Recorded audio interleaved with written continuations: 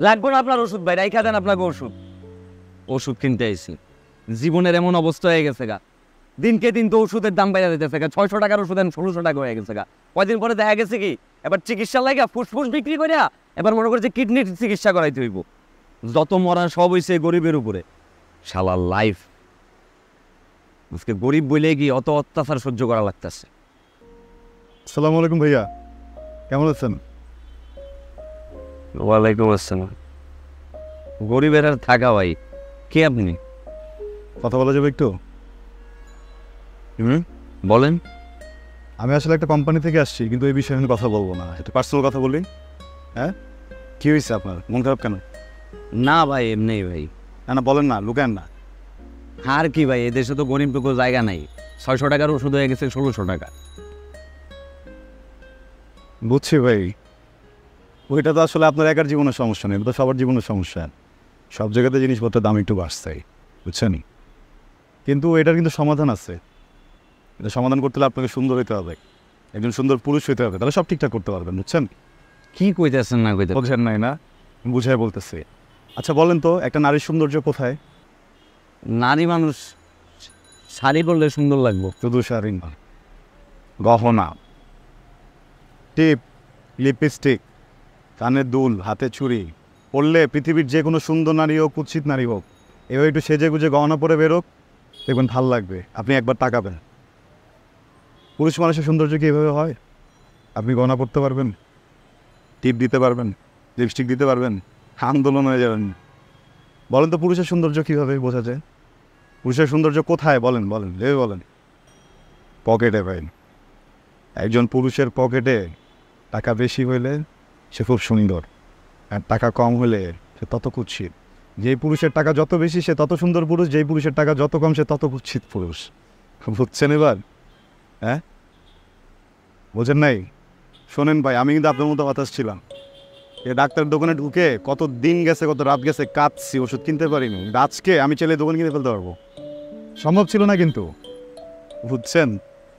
আর এই গহনাটা সব জায়গায় কিন্তু খুঁজে পাবেন। আমি আপনার মতো আসছিলাম তো, এই যে দোকানে যাইতাম, এনে যেতাম, কত ধরনের ঝামেলা, বাড়িওয়ালা নামা দেয় বাসা থেকে। আল্লাহর রহমতে পরে একটা কোম্পানিতে জব পাইছি, হ্যাপি লাইফ কোম্পানি লিমিটেড। লাইফটা হ্যাপি হয়ে গেছে ভাই। কি company? Happy life company limited. কোম্পানির কাজ কি? আমাদের কোম্পানিতে খুব স্বল্প মূল্যে প্রোডাক্ট দেয়, যে প্রোডাক্ট মার্কেটে গিয়ে আপনি অনেক দামে বেচতে পারবেন। ধরেন এই দোকানে একটা ওষুধের দাম 2 টাকা, ওটা আমাদের কোম্পানি থেকে আপনি যদি কেনেন 8 আনায় কিনতে পারবেন। কিনে ওরা কেনে কত দেয়? 2 টাকায়। আপনি যদি 2 টাকায় বেচেন, এবার চিন্তা করেন তো আপনার কত বিক্রি হবে। ব্যাপারটা বুঝছেন? বোঝেন নাই এখনো?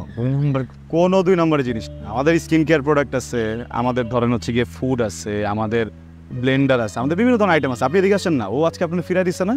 হ্যাঁ, ও আপনার ফিরাই দিচ্ছে তো, আমি দেখতেছি, দাঁড়ান। এই ভাইয়া, ভাইয়া, এই যে এই লোকটারে চিনে রাখেন আপনি, আজকে ওষুধ না নিয়ে চলে গেল না, এই দোকানটা কিনে নিবো। হ্যাঁ, এটা উচিত না, বুঝছেন? আপনি তো মানুষটা বোঝেন নাই, মানুষটা চেনেন না। এই দোকানটা কিনে নিয়ে যাবো, আমি কয়ে দিলাম আপনারে, দোকান কিনে নিয়ে যাবো। এই লোক আপনি কিনতে পারবেন না ভাই?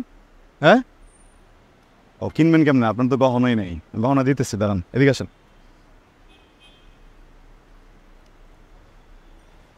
এই যে গহনার ঠিকানা, আমার অফিস।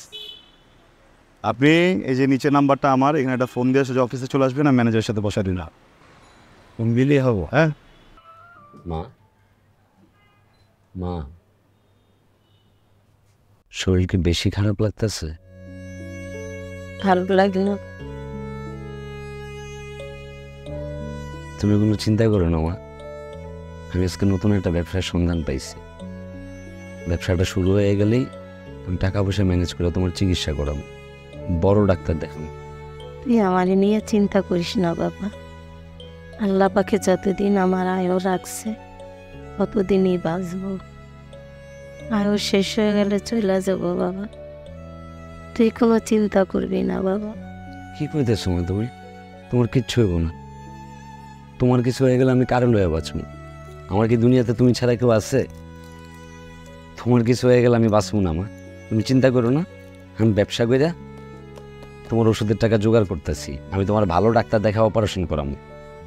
তুমি কথা কয় না, তুমি ওষুধটা খাও, একটু কষ্ট করে উঠা বসো, একটু উঠো, ধরো ওষুধটা নাও, খাও।